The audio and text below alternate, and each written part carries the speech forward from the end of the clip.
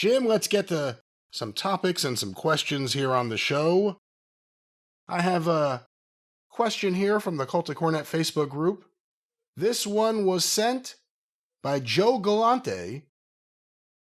With hindsight, is he a member of one of the families? I seem to remember that name. That's all Hollywood. With hindsight of how most of this year played out for John Cena's final year, how would Jim have booked Cena's final year? Okay. If you could look at it, not week to week, obviously, but as an overall 1 year arc, what would you have done? I mean, we could have had multiple meetings about this in various boardrooms and gotten all the feedback from the various creative team members and all this other shit, or just you've got one of the biggest stars, one of the most popular baby faces, that he's more popular now than he was when people were booing him regularly 10 years ago because now they've seen less of him and nostalgia's kicked in. I wouldn't have turned him heel, obviously. And you can't just have a greatest hits tour where he comes, 35 times or whatever the number of dates were and beats 35 different people or, just do that. But what they have done is the thing they have done right is that they spread out his appearances between various television shows and different types of live events, whether it be pay-per-view, or the premium live event or Saturday night's main event or whatever. You see what I'm saying? I would have, at the start of the year, had him 3 or 4 main opponents sketched out for the year that he wanted to work with and maybe wanted to, work with a couple of times, 1 or 2 of them. And then I would have had some other guys that, it would have been a great money match or, whatever the case for a lesser event. And then just ran that plan and had him make the TVs to not only to sell the tickets in all these major markets, but to do shit to build the matches as everybody always does.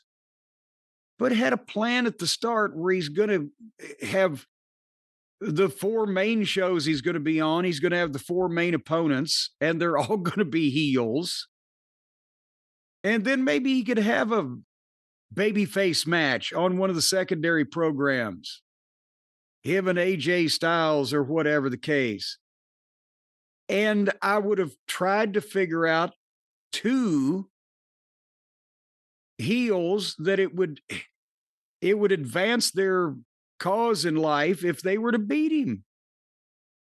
And let him do over the course of a year 2 jobs because people weren't wanting to see him lose. And they especially didn't want to see him get the teetotal shit beat out of him by Brock Lesnar unless he's coming back to get even, which looks more and more unlikely.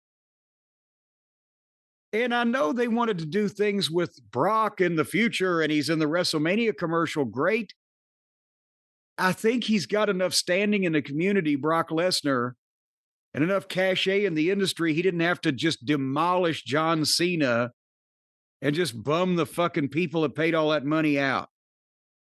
I think maybe he could have, I might even have said, oh, what about Cena loses one to this guy and then gets a rematch and wins, but the other one, he beats the guy at first, but he gets a rematch and he loses, so that heel gets the last word. Would it have done good for Braun Breaker? Maybe it's still a little too soon, but might he have slipped up and been one of the guys there to actually beat John Cena? Just have that in his resume.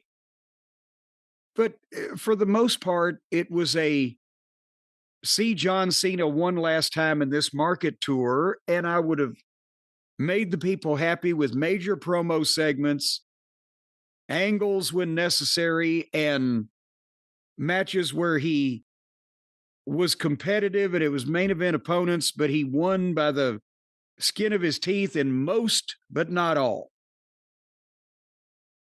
And the losses would come later on in the year. Does that make any sense? It does. Obviously, there's a whole lot of ways you could have gone other than turn him heel with The Rock and Travis Scott. It's hard to believe that's less than a year ago. It just feels like a lifetime ago. And then just have him come out and just say the worst things where if somebody said this to you in person, you would fight him. And he said these things to the fans and about the fans. And the next week, just never mind. Okay. Remember, I was saying, how is he ever going to apologize for saying these things? My God. It was like the relationship between the Hudson sisters and whatever happened to Baby Jane. You know, again, a lot of their TV kind of rolls together. But didn't he turn babyface like the taping or the SmackDown before the pay-per-view? Like him and Cody were in the ring and he's just like, I thought about it. you were right. I thought about it, yeah. Shit. Just been acting the fool. It's been a weird year, but I think it could have been, when the idea first came up, I thought it was amazing. I was like, oh my God, their hot streak is going to continue. You have a year of Cena making last appearances, and they made the money that you would want to make. I just don't know if they had They didn't leave the memories that you would want to last. I think the AJ Styles match, as crazy as it sounds, is probably the Cena match that people loved the most over the past year. Yeah, it was the best one bell to bell, and also in terms of they weren't wanting to boo Cena, but they were confused as to what all was going on early in the year. Well, we'll see what happens. His last match is coming up. It's kind of crazy to think that it's weeks away and we're in the middle of it still, and it just kind of feels like it already ended. But we'll see what happens.